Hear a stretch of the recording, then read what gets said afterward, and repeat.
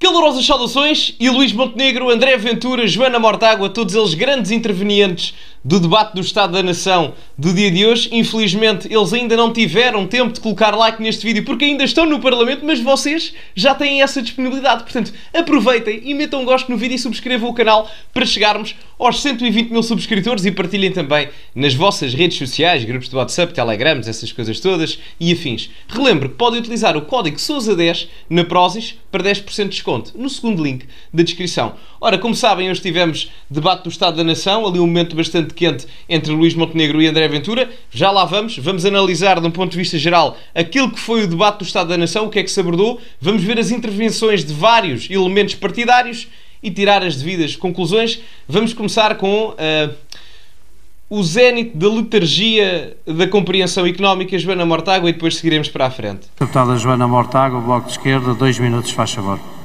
Obrigado, Sr. Presidente. Sr. Primeiro-Ministro, ou o Sr. Ministro das Finanças o está a enganar, ou então o Governo está a enganar o país. O Sr. Primeiro-Ministro veio aqui dizer que é preciso ajudar os ricos a enriquecer. Ora, Sr. Primeiro-Ministro, eles não têm feito outra coisa. A Galp, a EDP, o Millennium BCP, a Navigator, a Santander, a Jerónimo Martins, o BPI e o BCP nunca lucraram tanto como em 2023. Em 2023 lucraram mais 59%. Ora, houve um aumento de salários de 59% nestas empresas? Ou, pelo contrário, a Galp agarrou nos seus 59% a mais de lucros e distribuiu 400 milhões em dividendos? Ou, pelo contrário, a Jerónimo Martins distribuiu 411 milhões em dividendos? E, portanto, a minha pergunta, Sr. Primeiro-Ministro, é se vai sustentar a fantasia e o logro de que enriquecer os ricos ajuda a pagar salários e vai aumentar os salários em Portugal, ou se vai assumir a verdade, que é este Governo governa para os ricos, governa para as empresas que mais lucraram neste país à custa precisamente dos baixos salários dos seus trabalhadores. Portanto, esta foi a questão de Mariana Mortágua. Antes de ouvirmos a resposta de Luís Montenegro, eu queria dizer uma coisa. A Joana Mortágua pergunta se aumentar os lucros dos ricos ajuda a pagar salários. Ajuda. Principalmente o dela, não é? Porque, caso ela não saiba, da mesma forma que os lucros das grandes empresas aumentaram exponencialmente, muito também devido à questão da inflação, nos últimos 2 anos, a receita fiscal do Estado, em 2023, também atingiu valores recordes. Ou seja, através daquilo que o Estado teve em termos de colheita dos impostos coletados aos portugueses, e isso inclui também as empresas, que muitas delas, no caso das grandes empresas, pagam IRC, vão para os cofres do Estado para pagarem o salário a quem? À Joana Mortágua e à irmã. Epá, não é fantástico? Portanto, efetivamente, sim, em determinado âmbito, os ricos ganharem mais dinheiro até ajuda a que paguem o seu salário. Portanto, até não deixa de ser interessante aqui esta comparação. E outra coisa. Certamente que haverá um debate moral para com as grandes empresas, ou os empresários de grandes empresas, sobre o facto de aumentarem os salários aos seus trabalhadores, tendo em conta as suas margens de lucro. Até aí tudo bem. Agora, a solução não passará por criticar o facto de eles terem mais lucros, passará pela questão de uma, vamos dizer, ótica de trabalho mais ética perante aquilo que é a classe trabalhadora e não um próprio ódio aos ricos. O foco tem que estar na criação de riqueza. Sem isso, minha querida, nem a ti te paga o salário. Bom, mas vamos ouvir a resposta. Obrigado, senhora deputada. Acho que agora é Luís Montenegro, não é? Que vai responder. Agora vou dar a Exato. palavra ao Sr. Primeiro-Ministro para as respectivas respostas e dispõe de 10 minutos e 18 segundos. Faz favor, Sr. Primeiro-Ministro. Muito obrigado, Sr. Presidente, senhoras e senhores deputados. Eu vou-me eximir a dizer o nome dos 22 deputados que intervieram, sob pena de ocupar grande parte do meu tempo de resposta. Portanto, não levem a mal que não faça que me dirija especialmente a cada um deles, senão vai ser impossível sistematizar algumas respostas. Mas começo por esta última questão que foi de resto tocada em várias intervenções, de que este Governo governa para os ricos. Há uma grande confusão em quem diz isso. Este Governo não governa para os ricos, governa para a criação de riqueza. São duas coisas completamente diferentes. Eu devo dizer uma coisa. Eu não sei, o meu vídeo de ontem foi sobre o debate que o Bruno Nunes teve na CNN, creio, com o Alexandre Poço e com a Isabel Moreira. E o Bruno Nunes tocou neste ponto. Não sei se porventura o Luís Montenegro viu o debate do Bruno Nunes, mas se viu fez muito bem, porque é exatamente isto. Eu não vou dizer bem ou mal daquilo que o Governo fez nos últimos 3 meses, porque já disse isto 1000 vezes e vou voltar a dizer. Avaliar qualquer Governo em 2 meses e tal de funções, que nem chega a 3 meses, creio eu, ou se passa 3 meses é muito pouco, de uma forma perentória é muito complicado dizer que aqueles que vêm dizer não, que o PS e o CDS, não, o Governo esteve muito bem, etc. Apresentar um trabalho, mas mal seria. Portanto, eu acho que nós devemos ser exigentes com o Governo e acho que cumpriram nesse aspecto. Mas depois aqueles que também vêm dizer isto é uma vergonha e tal, e não sei o quê, também são 3 meses, não dá para avaliar. Com um tempo de 1 ano, periodicidade, eu acho que sim, claramente. Agora, 2, 3 meses é muitíssimo pouco tempo. E se a criação de riqueza conseguir tirar aqueles que são pobres e os transformar em ricos, ou pelo menos remediados, nós já estamos a cumprir uma das essências da justiça social que cabe aos poderes públicos assegurar, senhoras deputadas e senhores deputados. Tento aqueles que tiveram responsabilidades nos últimos 8 anos, seja no principal partido da responsabilidade dos últimos 8 anos, o Partido Socialista, sejam os seus companheiros de percurso do Partido Comunista, do Bloco de Esquerda, do LIVRE e até do PAN. Nós atingimos mais de 2 milhões de pobres em Portugal e, se não fossem as prestações sociais, eram mais de 4 milhões de pobres ao longo dos últimos 8 anos. Os senhores querem falar em governar para ricos, em vez de falarem em governar para acabar com os pobres, senhores deputados. Luís Montenegro muitíssimo bem, atenção aqui. Luís Montenegro muitíssimo bem. E volto a frisar, aquela famosa frase do André Ventura, que obviamente em termos hiperbólicos é utilizada politicamente, mas mesmo eu dizendo que é hiperbólico, ou seja, um exagero, se calhar não é assim tão exagerada. Porquê? Nós temos 4 milhões de pessoas em Portugal que estariam no limiar da pobreza se não fossem os apoios sociais. A população em Portugal são de 10 milhões. Quando o André Ventura, por exemplo, vem dizer anda metade do país a trabalhar para a outra metade, mesmo que a outra metade tenha que receber apoios sociais, não porque não trabalha, mas por dificuldades económicas da sua realidade e conjuntura pessoal, matematicamente e economicamente falando, isso é praticamente verdade. Se 4 milhões recebem apoios sociais para não estarem na pobreza, então significa que praticamente recebe apoios sociais devido à outra, praticamente metade, um bocadinho mais, que trabalha para sustentar essa outra metade. E mesmo assim, metade dessa quase metade dos 4 milhões, está abaixo do limiar da pobreza, mesmo após a redistribuição de rendimentos feita pela ação social do Governo e da administração pública. Portanto, as pessoas que ainda hoje veem como boas alternativas votar à esquerda ou no Partido Socialista meramente pela questão económica, ou porque lhes aumentam a reforma 5 euros, ou porque acham que um subsídio de 10 ou 15 euros já é muito bom ao ano, lembrem-se que no final do dia vocês não estão a ficar mais ricos, estão a atrasar o vosso aumento de pobreza, porque se a inflação for 8%, mas depois o aumento do salário ou o aumento da pensão for 3 ou 4, no final do dia vocês estão 4 pontos percentuais ou 5 pontos percentuais mais pobres. Tão simples quanto isso.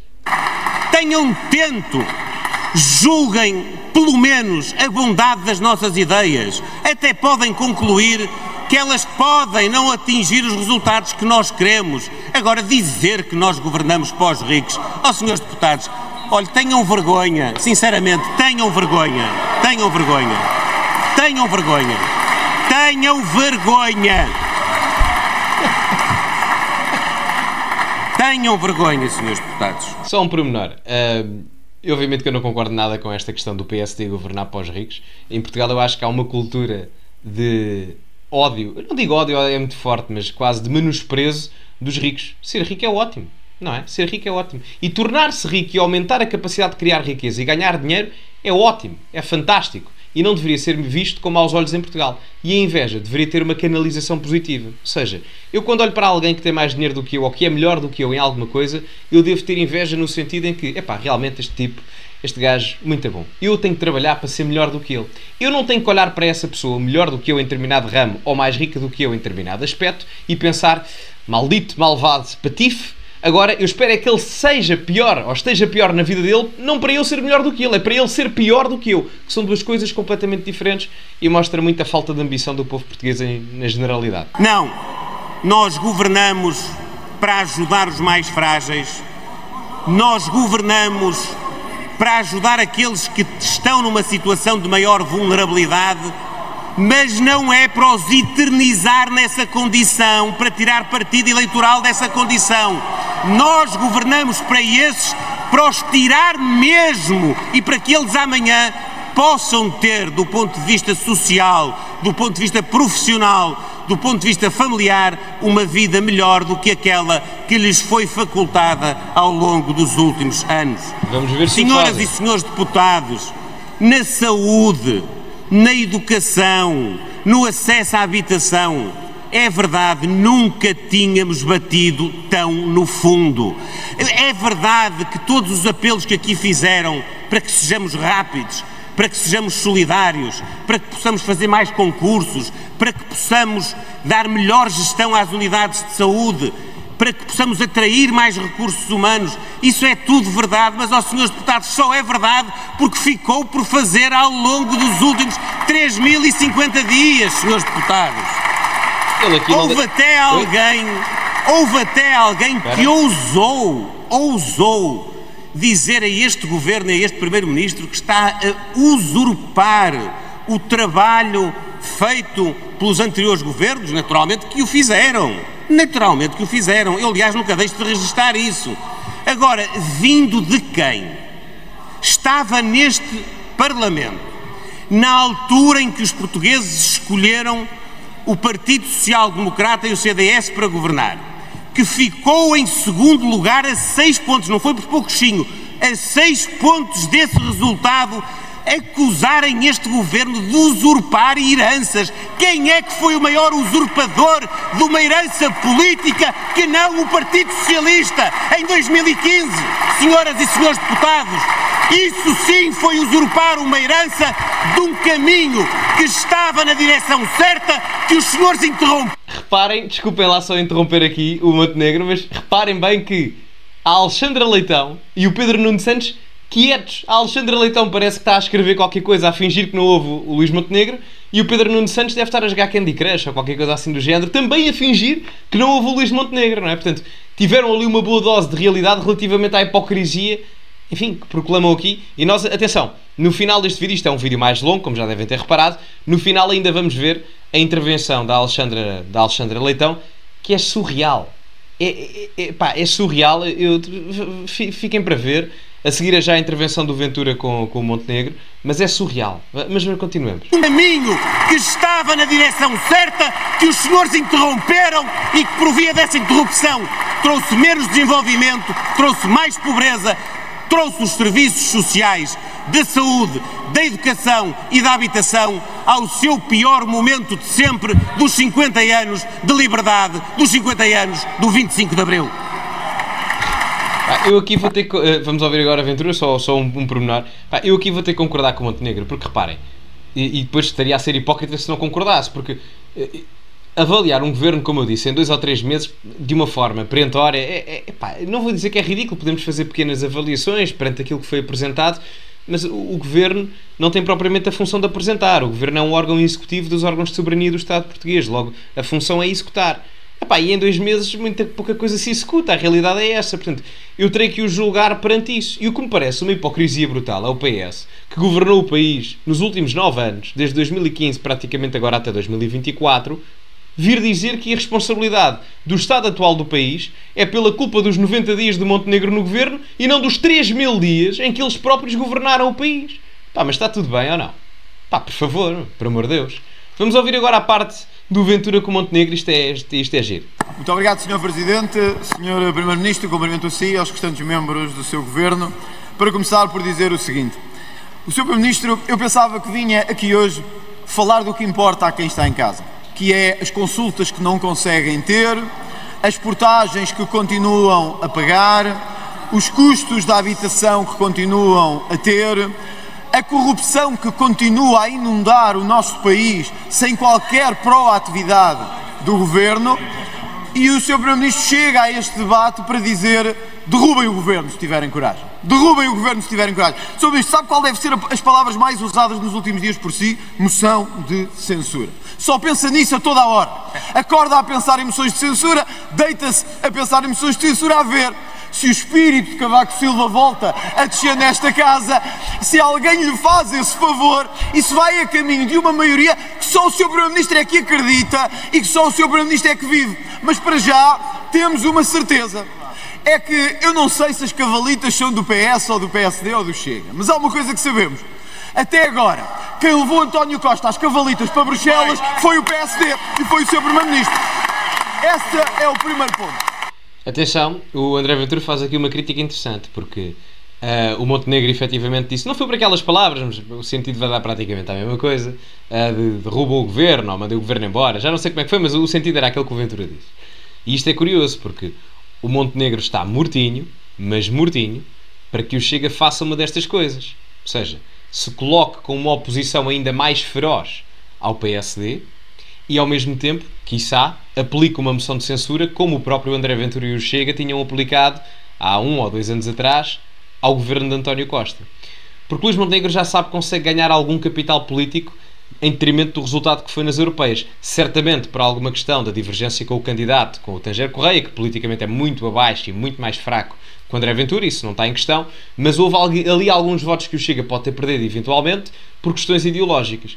E o Montenegro, quase como uma espécie de provocação, a tentar fazer, ou a persuadir em termo provocatório, para que o Chega o faça, porque ele sabe que aí vai ter capital político. Não será um capital político no sentido em que lhe deu uma maioria absoluta, aí eu concordo com o André Ventura, essa época, embora tenhamos a maioria absoluta de António Costa há 2 anos, mas creio que seja muito complicado a partir de agora, até por causa do crescimento do Chega, mesmo o Chega não mantendo os 50 deputados no futuro, será complicado, mas o Luís Montenegro procura capitalizar isso, muito honestamente. Portanto, isto é puramente política. Se há alguém que levou o PS às cavalitas, não foi o Chega, foi o Sr. Primeiro-Ministro que levou António Costa às cavalitas. Aliás, como às cavalitas trouxe um CDS inexistente para o Parlamento também. E, portanto, já estão habituados a esta coisa das cavalitas. Mas olha que, verdade seja dita, o PSD sem o CDS não tinha maioria parlamentar. A realidade é essa. O CDS claramente foi salvo pelo PSD, porque se o CDS concorresse sozinho não ia eleger. A realidade é essa. Mas são os 2 deputados do CDS, que agrupado a um grupo parlamentar maior do PSD, conseguem eleger mais 2, ok? Que permitiu que o PSD, ou a AD no caso, tivesse maioria, porque o PSD tem 78 deputados. E o PS também tem 78 deputados. Eles estão em igualdade pontual em termos de número de parlamentares. Quem desempata é o CDS. Pá, ironia do destino, mas a realidade é essa. Quanto a António Costa, só um pormenor aqui sobre o que o Ventura diz. Eu honestamente odeio que António Costa esteja como Presidente do Conselho Europeu. Só um pormenor que eu acho que é importante frisar. Eu discordo completamente. Agora, eu posso enunciar o porquê de Luís Montenegro ter apoiado António Costa. Atenção, não estou a concordar com esse porquê. Estou a explicar o porquê que isso aconteceu, que são coisas completamente diferentes. Eu nunca na vida o teria feito e acho que é uma vergonha António Costa lá estar. Montenegro olhou para a circunstância política e quis ficar do lado dos vencedores. Como ele sabe a cleptocracia que se passa em Bruxelas e a pouca vergonha que lá existe, saberia que inenarravelmente António Costa iria ser escolhido para Presidente do Conselho Europeu, independentemente de ele gostar de Costa ou não. E portanto, para ele ficar ao lado dos vencedores, mais valia apoiar António Costa do que só pôr a ele. Portanto, é aquela velha máxima, se não os consegues vencer, junta-te a eles. E portanto, de um ponto de vista de imagem pública, ele ficava com mais uma vitória política no currículo. Essa é a principal razão. A segunda grande razão é que em 2026 há eleições presidenciais. António Costa estando na Europa, que é o principal candidato com maior notoriedade política à esquerda, António Costa estando como Presidente do Conselho Europeu já não se candidata à Presidência da República em 2026. Ele não gosta assim tanto de Portugal para isso, até porque está a ganhar 30 e tal mil euros ao mês. Portanto, Luís Montenegro assegurou que em 2026 até o Marcos Mendes consiga ter mais hipóteses de ser Presidente da República do que o António Costa, com esta ida dele para Bruxelas. Portanto, estas são as principais razões. Volto a frisar, não estou a concordar com elas, estou apenas a enunciá-las para tentar entender o pensamento dele, com o qual eu discordo veementemente. Mas continuando. Vocês já estão habituados. Os senhores já estão habituados a estas cavalitas, porque é o António Costa, é o PS, é o CDS, vamos ver se em breve não é a Iniciativa Liberal, é tudo o que for, e mesmo assim tudo não chega. Deputados, parar o tempo, só favor. Isto é lindo. É que depois fica-se tudo a rir, não sei se estão a perceber. Há algum mimetismo que não devia ser seguido, mas enfim. Não, isto é giro. Muito obrigado. Que isto é giro. Senhor Deputado, faz favor continuar. Isto faz parte. Muito obrigado, Sr. Presidente. Há um governo que apresentava PowerPoints, temos um que todas as semanas apresenta novos panfletos, a dizer que é isto que vai acontecer, mas não vimos nada, vimos zero. E o Sr. Primeiro-Ministro veio aqui dizer, não, palavra dada é palavra honrada. Sr. Primeiro-Ministro, nas últimas 2 semanas, este Parlamento discutiu a redução da imigração, o seu controle, como disse ali de cima, as cotas que defendeu durante a campanha eleitoral. Porque sabe muito bem que este país está à beira da ruptura na entrada de imigrantes e no descontrole que a AIMA tem e no descontrole que há neste momento sobre quem são esses imigrantes e o que é que fazem. O que é que o PS e o PSD fizeram? Juntaram-se para impedir que a imigração fosse controlada em Portugal. Quem é que anda às cavalitas de quem neste Parlamento? Quem é que anda às cavalitas de quem? Entre o Governo e a oposição. Mas mais. Palavra dada, palavra honrada. Nós iríamos dizer que não entrava nem mais um enquanto isto não estivesse controlado em Portugal. Os senhores preferiram entender-se com o Partido Socialista. As portagens, sim, palavra dada e palavra honrada. O Sr. Primeiro-Ministro falava de portagens, mas na hora certa o PSD criou um projeto de resolução sem data e sem pré-definição. Nós não. Neste Parlamento, fosse com que partido fosse, olhámos nos olhos dos portugueses e dissemos vamos acabar com as portagens. Palavra dada, palavra honrada. É assim que neste partido se faz. O Ventura aqui está certo, principalmente na questão da imigração. As portagens, enfim, houve ali umas votações e etc. O PSD, quando estava na oposição, era a favor da sua erradicação, agora votou contra. Enfim, mas onde eu quero mais focar é na questão da imigração, onde o André Ventura claramente tem razão, embora eu acho que o Chega deveria ter uma postura mais até musculada na questão da imigração, tendo em conta o caso e o descalabro que em Portugal já existe. A imigração ilegal é claramente um problema, até o próprio nome é autoexplicativo, mas a legalidade da imigração em Portugal tornou-se de tal forma tão promíscua e descontrolada que até a imigração legal já é um problema também. E nesse sentido o André Ventura, quando faz a crítica das regularizações, a nível dos certificados de residência, etc., que o PS e o PSD se juntaram num conluio para aprovar os 400 mil atestados de residência em Portugal, por exemplo, ele aí tem toda a razão. Tem toda a razão. E o problema é que parece que a situação não parece melhorar. A minha questão é mesmo, se agora aprovaram 400 mil do nada, o que é que será daqui para a frente, não é? Daí eu dizer que é preciso uma postura até mais musculada nesse aspecto. Espero ver partidos a terem esta postura mais semelhante à minha. Vamos ver se acontece ou não, mas estaremos cá para ver. Vamos continuar. Acho que agora responde Luís Montenegro. Forças de segurança. No meio de um processo negocial, o Sr. Primeiro-Ministro diz nem mais um cêntimo. E atira à falta de vergonha do Partido Socialista nesta matéria. O Sr. Primeiro-Ministro não resolveu nenhuma injustiça histórica. O Sr. Primeiro-Ministro mantém essa injustiça no seu governo. A única proposta que houve de equiparação total foi a do Chega. Palavra dada, palavra honrada. É assim que se deve fazer. E por isso, Sr. Primeiro-Ministro, eu acho que era tempo de esquecer as moções de censura, esquecer os sonhos com eleições num mês qualquer em que acha que vai ganhar e responder-nos a isto. Ele ganharia, a meu ver, atenção. Eu acho que se o PSD fosse agora a eleições ganhava facilmente e o Chega teria uma quebra eleitoral. Atenção, não seria muito grande, diria eu, conseguiria a volta de 40 deputados, mas compreendo que o Montenegro agora seja talvez das pessoas que mais se sinta confortável para ir a eleições. Atenção.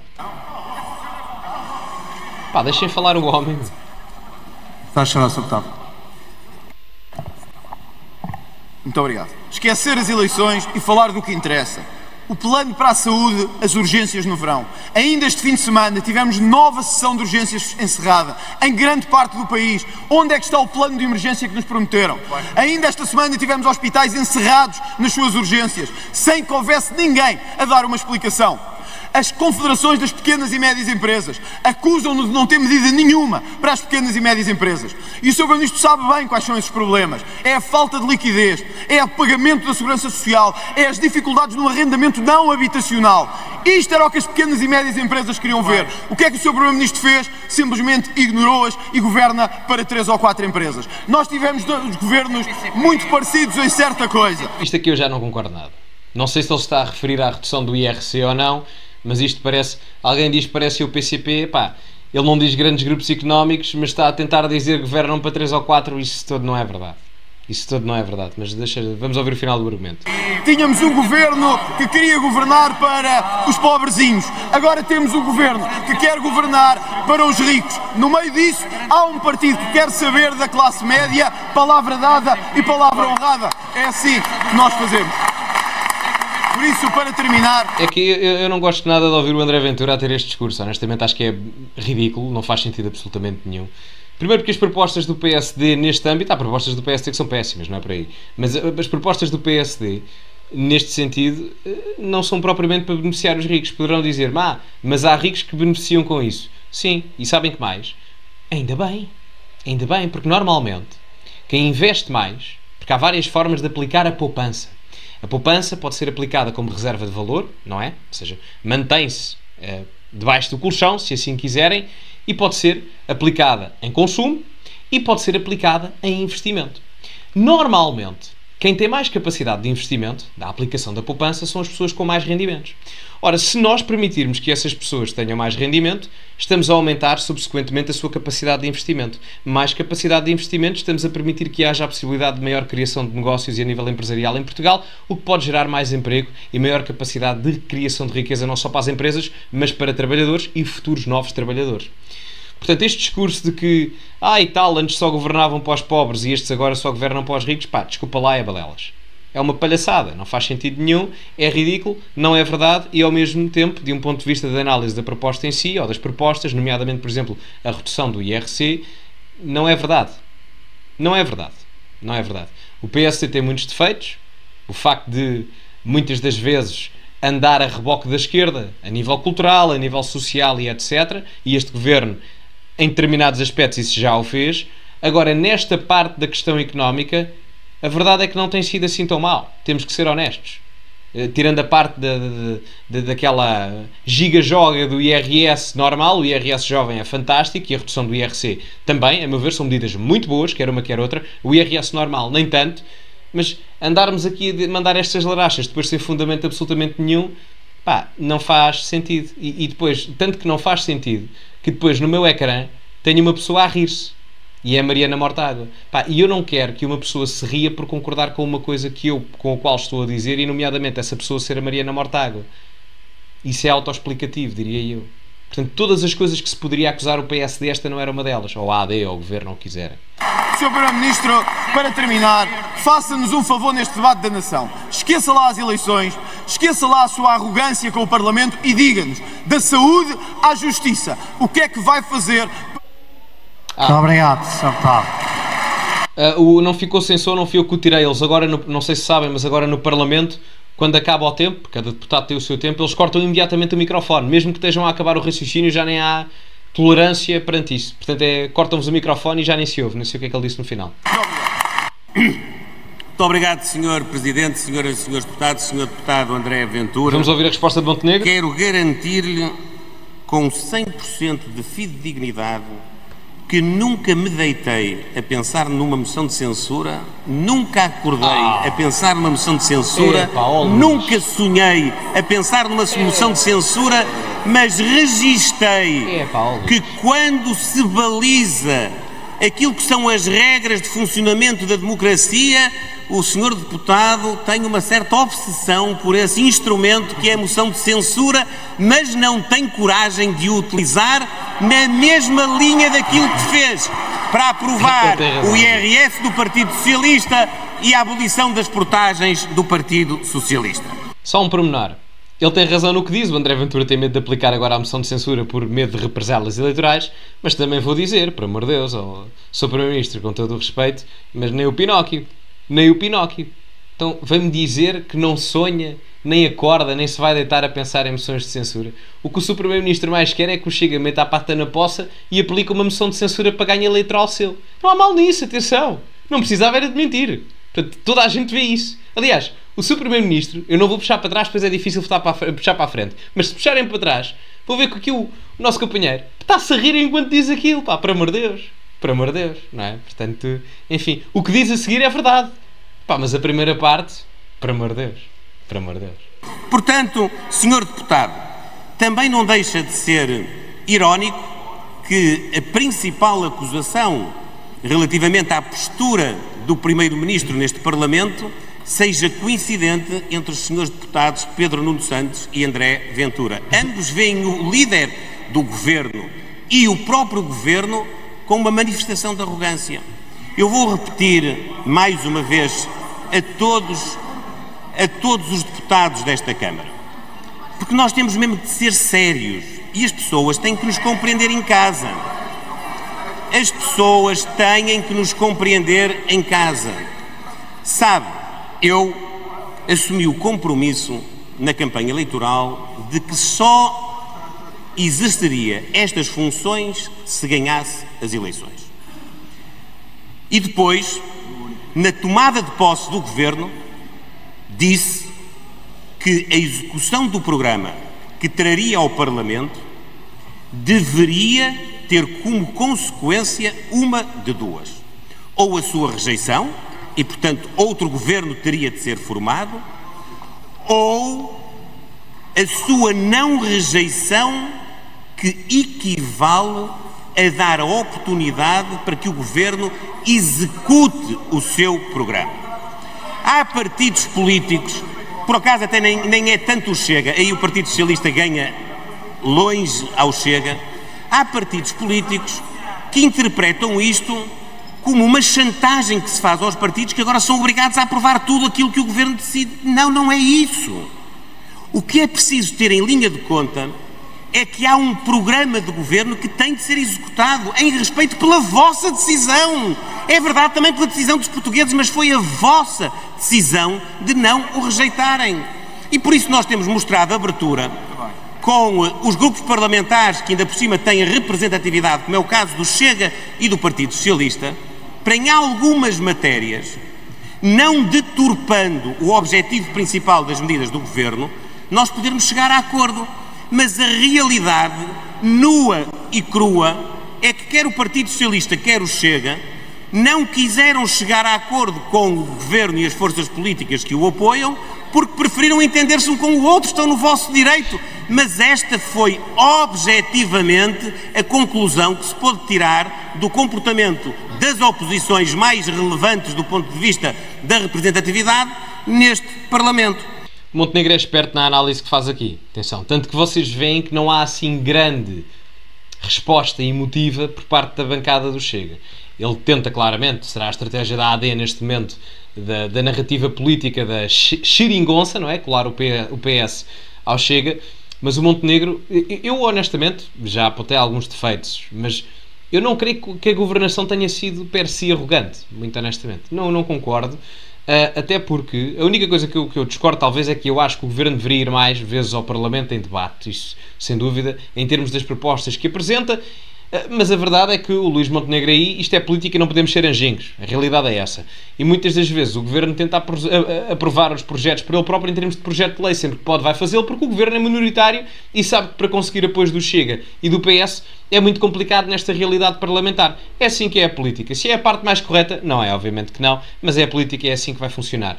E reparem que ele, aqui, e é verdade, já houve tentativas de negociação de um lado e do outro, mas parece-me que aqui, que no final do dia, quem se pode prejudicar será o Chega com isto.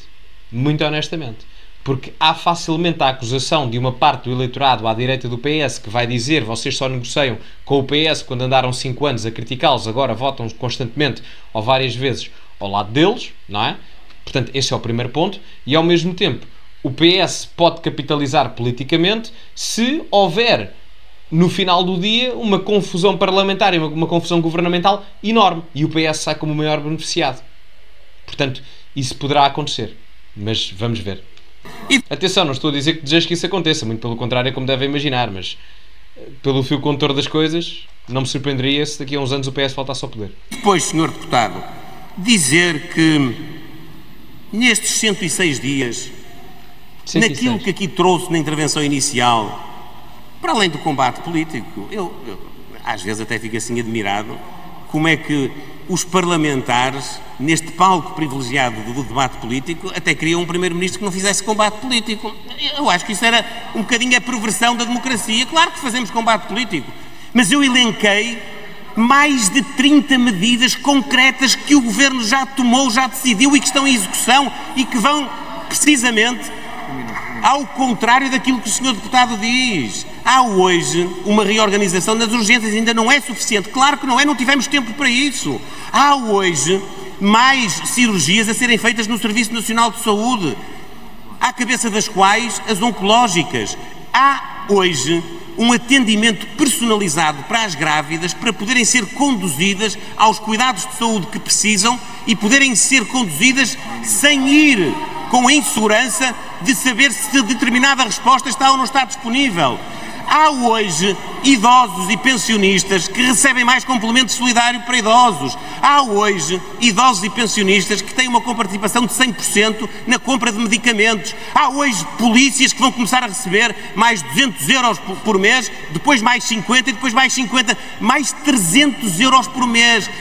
Forças de segurança onde há pessoas que têm vencimentos de cerca de 1.100 euros e com a nossa medida vão ter mais 4 vencimentos mensais no ano. Se acha que isto é pouco, Sr. Deputado, é porque não tem noção do que é governar o país. Muito obrigado. Montenegro acaba por ter razão nesta parte do aumento do vencimento das polícias. O Chega apresentou a proposta de 400 euros, ou seja, o Governo dá 300, o Chega daria 400, mas é preciso compreender que para aplicar esse aumento para 400 euros era preciso cortar em outras áreas da administração pública. Agora perguntam-me, isso é possível de fazer? Claramente. Há 8 anos o país só tinha 500 mil funcionários públicos, hoje em dia tem quase 800 mil. Portanto, se há 8 anos o país funcionava normalmente, até melhor do que agora, então, com menos de 300 mil funcionários públicos que agregou, claramente que funcionaria. Portanto, era preciso cortar aí. Agora é preciso reconhecer que para se chegar aos 400 euros oferecidos pelo Chega, o Chega teria que cortar mas em algumas partes significativas da administração pública. Portanto, é preciso reconhecer isso. Se é aplicável, é, mas mediante uma política restritiva do ponto de vista orçamental. Importante perceber isso. Obrigada, Sr. Presidente, Sr. Primeiro-Ministro. Agora que vimos o conflito do Ventura com o Luís Montenegro, okay? Este bate-boca de um lado e do outro, vamos ver aqui algumas intervenções, creio que do PSD e do PS, já vimos Bloco de Esquerda e Chega também. Vamos só ver o que eu achei importante relativamente aos tópicos e vamos acabar com a Alexandra Leitão. Mas agora não é Alexandra Leitão, agora é Eva Brás Pinto do PSD. Senhores Ministros, senhores e senhores deputados, sabemos que 1/3 dos jovens são imigrados, que não têm casa para morar, que andam mais deprimidos, que não têm condições para ter filhos e que têm das cargas fiscais mais altas da Europa. Sr. Primeiro-Ministro, tenho de lhe confessar o quanto que eu gostava que os jovens parassem de ser uma enumeração de problemas, porque de facto também são estes jovens que lutam pelos direitos das mulheres, que lideram causas sociais, produzem avanços científicos, que são o garante do legado do nosso país. Nenhuma geração é uma ilha. Precisamos da minha geração que não se conforma em ter um país que os empurra para fora, que não se conforma em ser considerado rico por receber 1.000 euros e que sim, quer impostos mais baixos e que sim, quer mais dinheiro ao final do mês.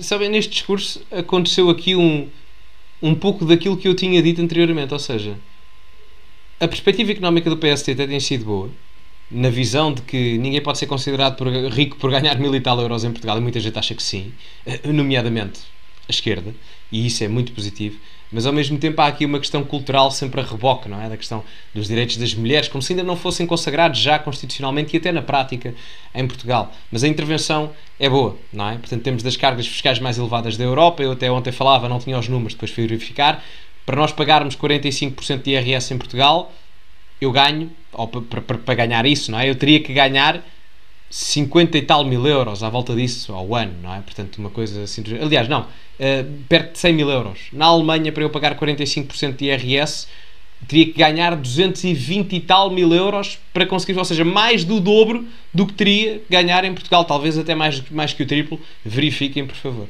Portanto, mas é à volta disso só para se perceber a diferença. E a Alemanha é 3 horas de distância. Portanto, é por aí. E foi precisamente por estes jovens e por saber disso que este governo se comprometeu a garantir que os jovens têm futuro em Portugal, garantindo que os que não têm pais ricos conseguem comprar casa com isenção de impostos, com uma garantia pública, mas o governo também quer que os jovens tenham mais dinheiro ao final do mês e é por isso que é tão importante que esta casa esteja do lado dos jovens e aprove a taxa máxima de IRS 15%. Completamente. Antes de irmos à taxa máxima de IRS, só uma nota para a questão da habitação. A medida até pode ser bem intencionada, quando o governo comparticipa até 300 e tal mil euros, a entrada da casa, não sei o quê. Isso até pode ser com as melhores intenções do mundo. Só que a questão é que nós estamos a subsidiar a procura, ou seja, estamos a facilitar a procura, estamos a incrementar a procura quando a oferta de habitação não aumenta. E o que é que isso gera a longo prazo, ou a médio prazo até? Um aumento dos preços. Ou seja, aquilo que era para facilitar a aquisição de habitação para as pessoas em Portugal, para os jovens, acabará por levar a um incremento dos preços, porque nós estamos a aumentar a capacidade de procura ao mesmo tempo que não se aumenta a quantidade da oferta. Portanto, isso vai aumentar os preços inevitavelmente. Quanto à taxa única de IRS, não é taxa única, mas é taxa máxima de 15%, é talvez das melhores medidas do PSD. E digo-vos muito honestamente, aqui de um ponto de vista pessoal, se isto não for aprovado, eu vou embora de Portugal. Muito honestamente. Portanto, eu e muitos. Porque isto tornava Portugal, a nível de atração de jovens, nomeadamente com qualificações e etc., para Portugal, muito apelativo. Portanto, eu gostava imenso que fosse aprovado. Era uma vantagem até aos 35 anos. É das melhores propostas que o PSD tem no governo. E sabe, o que verdadeiramente me entristece, Sr. Primeiro-Ministro, é que o Partido Socialista não sabe, nem nunca soube, sentir os jovens portugueses. Então não é que o Sr. Deputado Pedro Nuno Santos diz que não são as medidas fiscais que seguram os jovens em Portugal, mas eu pergunto se não é ter mais dinheiro ao final do mês para cumprir os nossos sonhos, então o que é? É o cartão de militante do PS. Como assim não é? Não é, sabem porquê? Porque ele é pago pelo erário público há não sei quantos anos. Por isso é que ele não diz isto. E não tem a capacidade de reconhecer isso. Quantas e quantas pessoas... Eu ontem fiz isto no exercício do meu vídeo. Comentem aí em baixo. Quem é que já emigrou? Eu tenho uma carrada, no bom sentido, de imigrantes a ver o meu canal. Portanto, comentem aí quem é que se foi embora de Portugal porque pagava demasiados impostos para aquilo que ganhava. Comentem. Eu garanto-vos que arranjo aqui, na boa, se for preciso, 50 comentários. Mas tranquilamente. Portanto, quando o Pedro Nuno Santos vem dizer isto, ganhe noção, por favor. Sr. Primeiro-Ministro, que palavra tem para dar a estes jovens que anseiam pelo IRS jovem e que temem que seja chumbado pela oposição neste Parlamento? É que sabe, quem não sabe dançar diz sempre que a sala é torta e por isso há sempre quem não consiga negar a realidade. E a realidade é uma, os jovens foram esquecidos, o Governo está comprometido com eles. Sr. Primeiro-Ministro, estes jovens que querem o seu país, que amam o seu país e que não querem sair, que palavra tem para lhes dar? Obrigada. Boa intervenção, tirando a parte, enfim, da questão social e etc, e da questão da habitação, que a medida pode ser bem intencionada, mas vai ter maus resultados. Esta parte do IRS para mim parece-me excelente. Uma intervenção muito boa neste aspecto, sem dúvida. Vamos ouvir Alexandra Leitão, acho que agora é ela, não é? Acho eu, se não estou em erro. Vamos ouvir Alexandra Leitão. Obrigado, Sra. Deputada. Já agora, se ainda não meteram like no vídeo, metam, não é? Que este aqui é mais comprido, posso pedir like 2 vezes. Sra. Deputada Isabel Ferreira, Partido Socialista, 2 minutos, faz favor. Não, espera, eu ainda quis mostrar isto. PS, ouçam isto. Muito obrigada, Sr. Presidente. Ouçam isto. Senhoras e senhores deputados, Sr. Primeiro-Ministro, não está tudo bem na sua governação. Longe disso. Senhoras e senhores deputados. Pronto, era só isto. Pronto, afinal era só o corte, pensava que era... Não, é da Alexandra Leitão, desculpem lá o meu equívoco. Nos primeiros 100 dias de governo, a AD tentou enganar os portugueses dizendo que as contas públicas estavam mal. Foi desmentido pela União Europeia. Tão mal? Então tu és que tão bem? Nós devíamos ter a dívida pública abaixo dos 60% do PIB, está a 90 e tal. Por amor de Deus.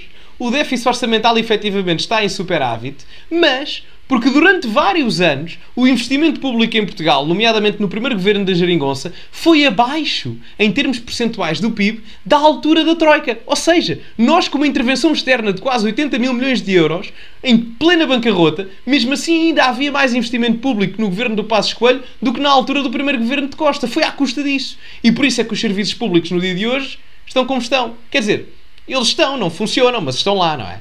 Surreal, começamos muito bem. Grande Alexandre. Nos primeiros 100 anos, 100 dias de governo, a AD tentou enganar É os 100 anos de República, por acaso também não gosto muito. Os portugueses, dizendo que havia um problema com o Schengen. Foi desmentido pela União Europeia. Ouça, como é que eu vou dizer isto? A União Europeia, a parte interessada na manutenção do Schengen, claramente que não iria confirmar os problemas que existiam dentro das fronteiras do próprio espaço. Portanto, era a mesma coisa que eu era treinador de uma equipa, havia uma polémica com um dos jogadores, eu dizia, e há público e dizia, não, há um problema com ele, há um problema com ele. Por isso é que a União Europeia não admite esse mesmo problema. Agora, basta olhar para os problemas fronteiriços, das fronteiras externas da União Europeia e até das internas, para perceber que há problemas. Toda a gente vê isso, menos a malta do PS. Estão fechados no Parlamento o dia... Alguns nem lá metem os pés. Nos primeiros 100 dias do governo, a AD tentou dizer que ia fazer uma redução de IRS que já era do Partido Socialista, imaginem. Foi desmentido também. Ela aqui tem razão. Nos primeiros... Ela aqui tem razão. A maior parte da redução do IRS já vinha de António Costa. Nos primeiros 100 dias de governo, do normal, não do jovem. A AD reverteu sem avaliação algumas reformas em curso e fez anúncios. Fez mais de uma dezena de PowerPoints, execução muito pouca. E anuncia tanto, que até anuncia uma humildade e um diálogo que claramente não pratica.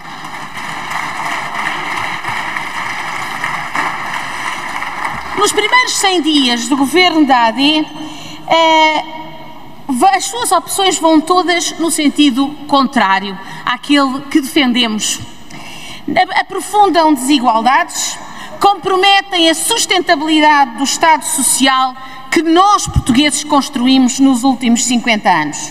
A criação do regime fiscal para pessoas até 35 anos é um exemplo claro disso. Beneficia alguns, apenas alguns, aqueles que menos necessitam. Menos necessitam. É que o IRS jovem vai beneficiar literalmente todos os jovens. E até há um ponto a favor, é que é possível escolher entre o regime antigo e o novo regime de IRS. Portanto, não, isto é pura cegueira ideológica. Ou então vocês querem continuar a encher os cofres do Estado enquanto esvaziam dos contribuintes portugueses, nomeadamente dos jovens. Tão simples quanto isso. Portanto, essa história do favorece alguns, não, vai favorecer a grande maioria. Sabem, curiosamente, o IRS jovem, que tem uma taxa máxima de 15%, sabem quem é que não favorece?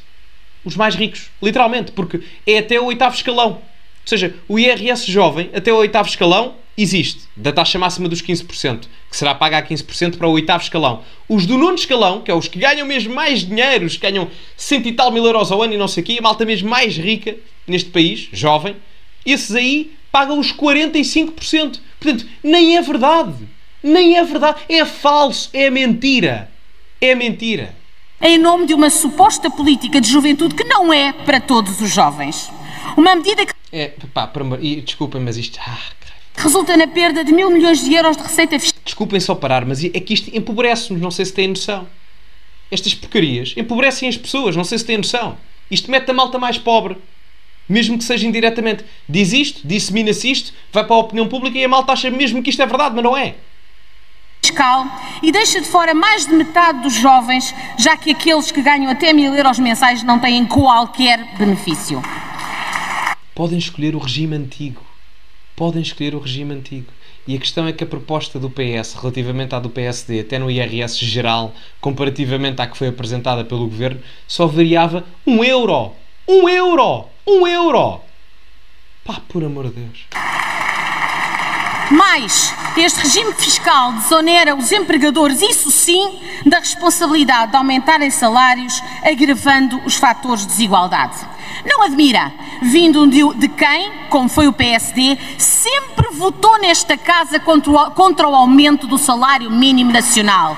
É assim que pretendem criar riqueza. E ainda bem.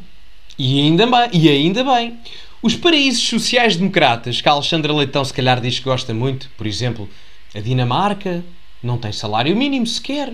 Sabia? Fantástico, não é? E é um paraíso social-democrata.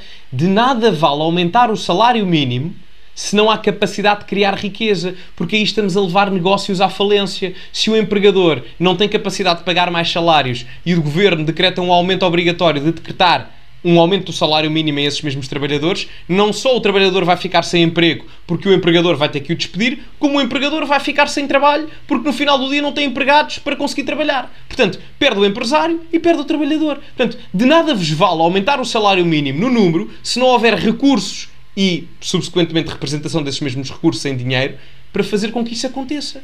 Se é para isso, então metam o salário mínimo a 1 milhão de euros. Não é? Metam o salário mínimo a 1 milhão de euros. Somos todos milionários. Vocês acham que isto é porquê? As pessoas não querem aumentar o salário mínimo só porque sim? Querem ser más? O Funha do Montenegro, ou o Funha do Ventura, ou o Funha da direita, do Rui Rocha, do Coutinho Figueiredo. Vocês acham o quê? Não se aumenta o salário mínimo se não houver uma representatividade de um aumento dos recursos a nível económico que justifica esse aumento de circulação de moeda. Porque senão estamos a gerar, sabem o quê? Inflação e maior despedimento. É tão simples quanto isso. Mas continuem a esta palhaçada, a este tipo de palhaçada, que anda a levar o país para a ruína há 50 anos. Continuem a votar nisto. Só fazem bem. Depois a malta sabe o que é que faz. Vai-se embora, que é o melhor que fazem.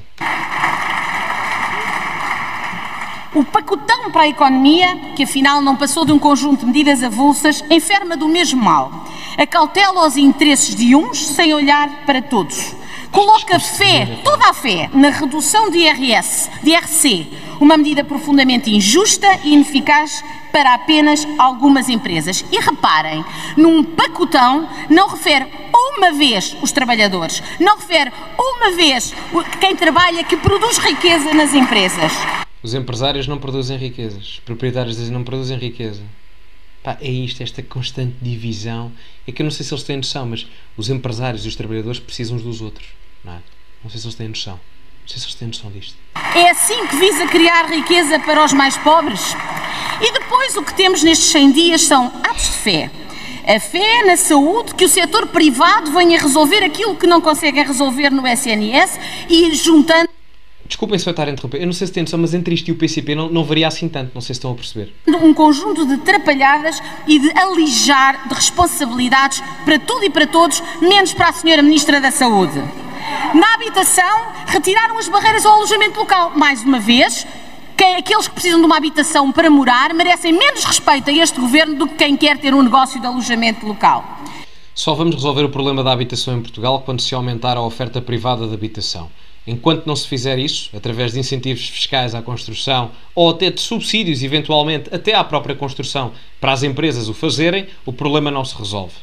Não é com mais habitação pública pagas, exatamente, pelos impostos dos portugueses, nomeadamente a classe média, que Alexandre Leitão diz que quer defender. Não sei como. Nas contas públicas aprovam medidas fiscais com a direita fora do orçamento e depois querem dialogar com o Partido Socialista naquelas reuniões fechadas em que aquilo que fazemos é ouvir e mais nada. Ouvir e depois, passados uns dias, as medidas aparecem aprovadas sem mais diálogo. Acham que um país se governa com pacotes e pacotinhos e powerpoints, não calendarizados, não contabilizados e sem a menor estratégia. Quanto ao diálogo, ficámos hoje aqui bem entendidos do que é o sentido de diálogo do Sr. Primeiro-Ministro. É assim um sentido de diálogo binário. Ou se faz tudo o que está no programa de governo, ou então aplica-se uma moção de censura. É binário, não há mais negociação entre estas duas dimensões. Ou é tudo como querem, ou então faz-se uma moção de censura. Só um pormenor, isto agora não tem a ver tanto com política, mas qual é o mal de apresentar em PowerPoints? Toda a gente apresenta coisas em PowerPoints. Eu toda a vida fui estudante, não é? Portanto, desde a primeira até o mestrado. Toda a gente apresenta coisas em PowerPoints, Canvas, não sei o quê. Não percebo qual é que é o problema dos PowerPoints, honestamente. Não percebo. As opções deste governo têm uma matriz que põe em causa o Estado Social, que põe em causa garantias dos direitos dos trabalhadores, que desinveste nos serviços públicos e que tem uma política fiscal não progressiva e que põe em causa... Falso. Não progressivo, não. Mesmo o IRS jovem, que a Alexandra Leitão se farta de criticar, é progressivo, não é? Portanto, há várias taxas que vão crescendo progressivamente à medida que o rendimento aumenta. Portanto, falso. Mais uma vez, falso. Aliás, o país é tão progressivo em termos fiscais que somos o país da União Europeia, se eu não estou em erro, com mais taxas de IRS. Portanto, nós deveríamos era ter menos progressividade. Mais progressividade que nós não há. Portanto, falso, e deveríamos era ter o oposto. Desculpem lá, mas isto faz mal. O sistema redistributivo. Ao implementar medidas como estas, que favorecem poucos em detrimento de muitos, estão em causa também a capacidade do Estado. O Governo está a escolher deliberadamente e claramente pôr de lado os princípios da solidariedade, da justiça social e do próprio Estado Social. E é por isso que não podemos acompanhar com elogio estes primeiros 100 dias que privilegiam uns em detrimento de todos. Muito obrigada. Eu, por acaso, concordo aqui nesta parte final. O Governo tem feito muito pouco para com a solidariedade dos portugueses, nomeadamente o Vítor Scária, que tinha 80 mil euros em garrafas de vinho no gabinete do Primeiro-Ministro. Mas pronto, talvez seja esse o problema. Bom, meus amigos, ficamos por aqui. Digam-me a vossa opinião nos comentários. Metam like no vídeo e subscrevam o canal. Isto foi um resumo geral do debate do Estado da Nação do dia de hoje. Tentei abordar, não foram todas as forças políticas, mas as mais relevantes no dia de hoje. Portanto, digam-me o que acham, metam like no vídeo e subscrevam o canal para chegarmos aos 120 mil subscritores, partilhem também nas vossas redes sociais e tem o código SOUSA10 para usarem na Prozis no segundo link da descrição para 10% de desconto em vários produtos. Ficamos por aqui, muito obrigado a todos e, como é habitual, acima de tudo, cultivem-se e até à próxima.